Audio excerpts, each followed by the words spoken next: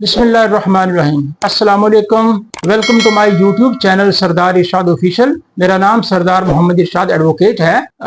आज इस मौजू पे बात करेंगे कि FIR दर्ज करवाते वक्त कौन सी चीज़ों का ख्याल रखना चाहिए और कौन सी ऐसी गलती है जो किसी भी सूरत में नहीं करनी चाहिए, और अगर आप ऐसी गलती करेंगे तो आपको इसका बहुत ज़्यादा नुकसान होगा और इसका अल्टीमेट जो बेनिफिशरी है वो मुल्ज़म होगा या मुल्ज़म पार्टी होगी। इसके ऊपर तफसीली बात करेंगे। ये बहुत अहम टॉपिक है, लेकिन इससे पहले मेरी रिक्वेस्ट है कि मेरे चैनल को सब्सक्राइब करें और वीडियो को लाइक और शेयर करें। अगर आपका कोई क्वेश्चन आप कमेंट्स बॉक्स में क्वेश्चन पूछ सकते हैं। हर किस्म लीगल एडवाइस जो है वो फ्री ऑफ कॉस्ट दी जाती है। किसी फौजदारी मुकदमे में FIR जो है वो बुनियादी टूल है, बेसिक जो एक टूल है जो जिसकी बेस के ऊपर मशीनरी ऑफ लॉ जो है वो इन मोशन आती है। FIR stands for first information report. FIR को फौजदारी मुकदमात में रीढ़ की हड्डी की हैसियत हासिल है और इसमें जो इंफॉर्मेशन दी जाती है उसी की बेस के ऊपर तमाम पूरा का पूरा मुकदमा चलता है, ट्रायल चलता है। फिर उसके बाद एपलेट कोर्ट में भी FIR को भी पढ़ा जाता है।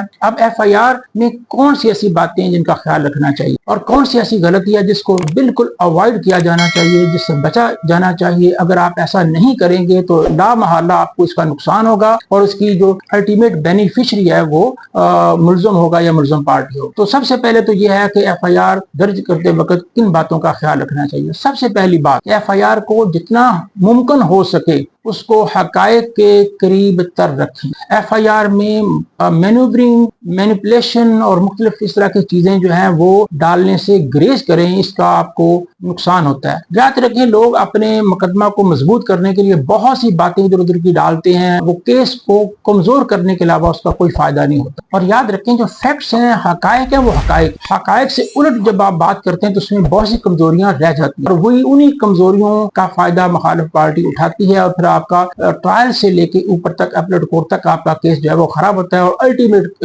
उसका नतीजा निकलता है कि मुल्ज़िम को फायदा होता है, वो बरी हो जाता है। एक तो हकायक से जितना हो सके उसको करीब रखें। अगर आप हकायक के करीब रखेंगे तो भी मुल्ज़िम को सजा हो। दूसरी और अहम बात, ऐसी कौन सी गलती है जो नहीं करनी चाहिए बल्कि कभी नहीं करनी चाहिए। आप किसी FIR के अंदर बेगुनाह लोगों को मुलव्वस ना करें। हाँ, कुछ भी हो जाए, आप उनको दूसरे लोग जो कि उसमें इस अकरेंस में इन्वॉल्व नहीं है, आप उनको किसी भी सूरत में उसमें इन्वॉल्व ना करें। और ये एक तो वैसे भी गलत है, अखलाकी तौर पे भी गलत है, कानूनी तौर पे भी गलत है, मजहबी तौर पे भी गलत है। आप क्योंकि जब आपने एविडेंस देनी है तो याद रखें आपने ऑन ओथ एविडेंस देनी है, आपने हल्फ उठाना है और उसके बाद आपने एविडेंस देनी है, आपने गवाही देनी है। तो झूठी गवाही देने का बायस ना सिर्फ आप खुद बनेंगे बल्कि अपने साथ वाले गवाहान को भी झूठी गवाही देने पे मजबूर करेंगे। लिहाजा अगर आप खुद झूठ बोलेंगे, मदई भी झूठ बोलेगा और गवाहान भी झूठ पे झूठ बोलेंगे और अपनी आकबत भी खराब करेंगे, अपना केस भी खराब करेंगे। दूसरी बात, जब आप गलत बंदे को इन्वॉल्व कर देते हैं, ऐसे बंदे को जिसने